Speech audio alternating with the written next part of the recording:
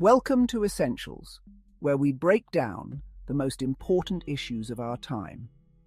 Today, we're diving into a critical topic, the downfall of the centre-left in Western politics.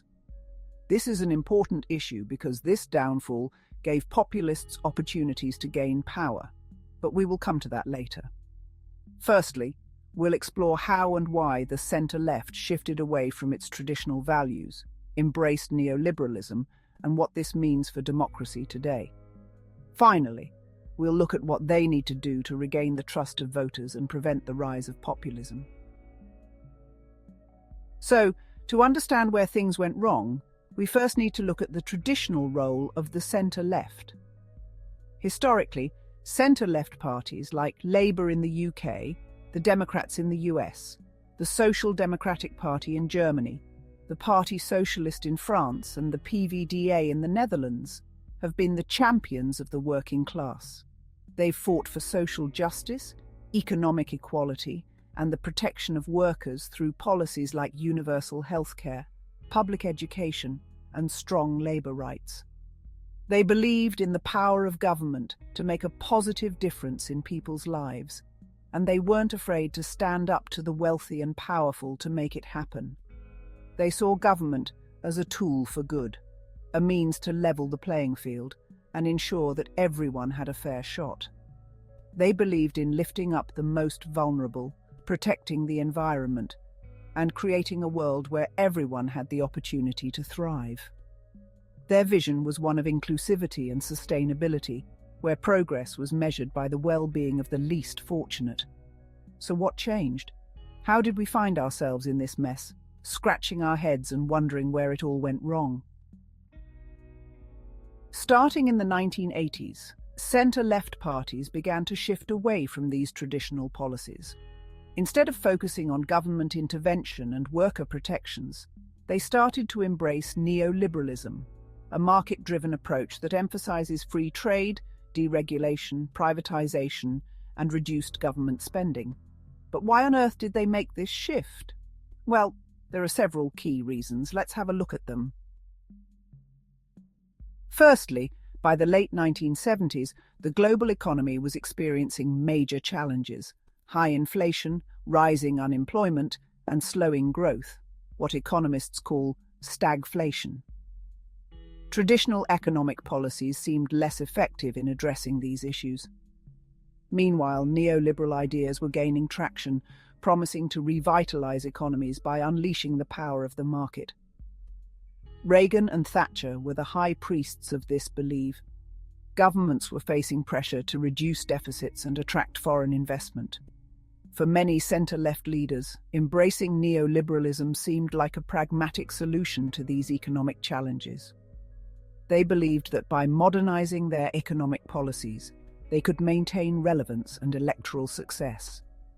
Leaders like Bill Clinton in the US, Tony Blair in the UK, and Gerhard Schroeder in Germany saw an opportunity to capture the political centre by adopting some of the right's economic ideas while still promoting social justice.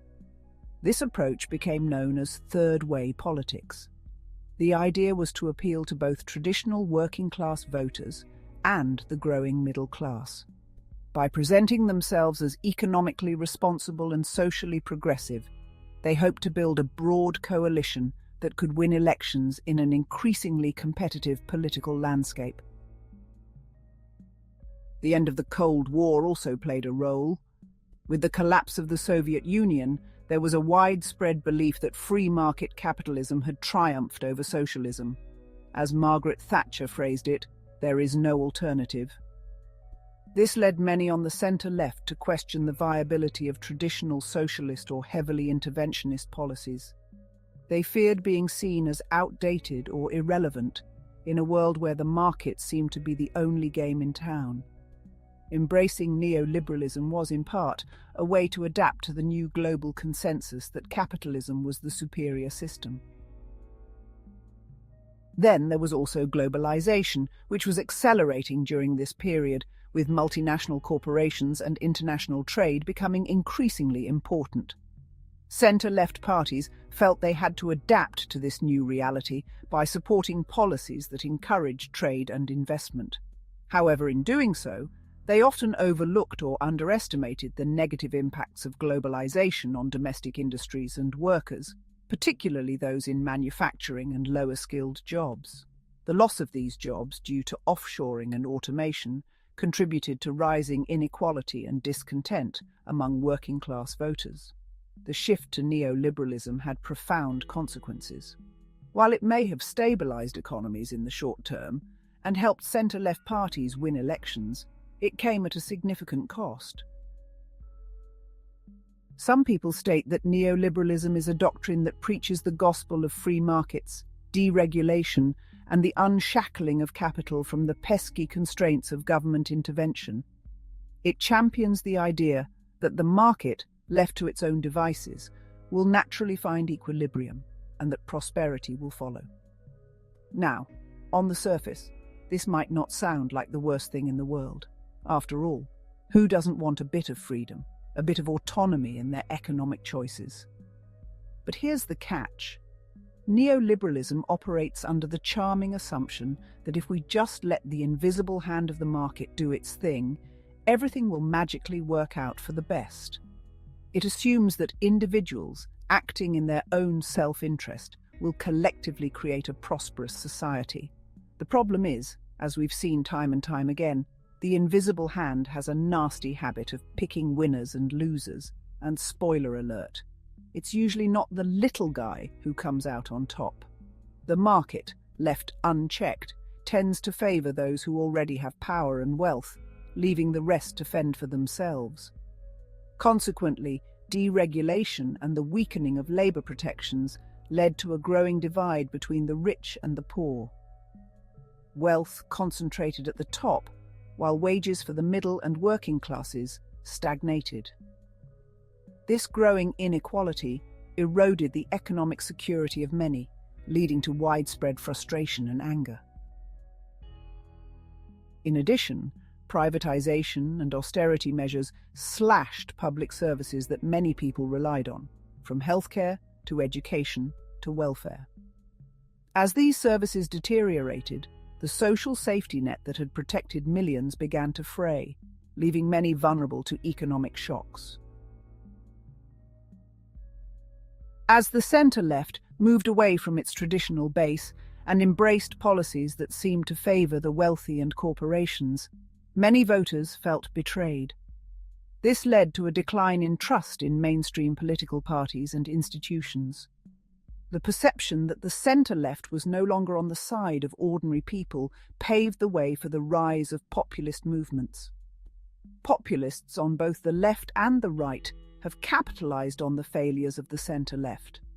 They've tapped into the anger and disillusionment of those who feel left behind by globalization and ignored by the political establishment. The consequences for democracy are serious. As more people lose faith in traditional political parties, they turn to populist leaders who often undermine democratic norms and institutions once in power. This can lead to increased polarization, where societies become divided into hostile camps, making it harder to find common ground or solve problems through democratic means. Moreover, when economic inequality is high, political inequality often follows. Wealthy individuals and corporations gain more influence over the political process, while ordinary citizens feel increasingly powerless. This undermines the very foundations of democracy, which is supposed to be a system where everyone's voice counts equally. Let me just ask you directly, do you really expect that Donald Trump, Elon Musk, Nigel Farage and the likes will help you get your fair share of the pie? So, what can the centre-left do to regain the trust of voters and strengthen democracy? Here are 3 key steps. The centre-left needs to re-embrace policies that prioritise economic justice. This means rejecting austerity and neoliberal policies that have harmed the working class. Instead, they should focus on reducing inequality through progressive taxation, investing in public services, and ensuring that everyone has access to good jobs, healthcare, and education. A higher budget deficit and government debt will be the consequence, but that is probably a small price to pay compared to the costs of further chaos and unrest. While globalization has brought benefits, it has also created winners and losers. The centre-left must acknowledge this and develop policies that ensure the benefits of globalization are more evenly distributed. This could include stronger protections for workers, measures to prevent tax avoidance by multinational corporations, and policies to support industries and communities that have been left behind. Finally, the centre-left needs to rebuild trust by reconnecting with their base. This involves more than just changing policies. It means listening to people's concerns, engaging with communities, and offering a vision for the future that is inclusive and hopeful. They need to show that they are once again the party of ordinary people, not the elites. The road back won't be easy, but if the centre-left can make these changes, they can not only win back voters, but also play a crucial role in strengthening democracy in the face of rising populism and authoritarianism. If the centre-left does not take its role back, democracy and fair capitalism might be in serious trouble. The populist capitalistic bubble might ultimately burst, but it will not be through managed reforms. Think about that. Thank you for joining us on this episode of Essentials. If you found this video informative and thought-provoking, please like, subscribe, and share it with others. We'd love to hear your thoughts. What do you think the centre-left needs to do to regain the trust of voters? Let us know in the comments below. And as always, stay informed and stay engaged. Until next time.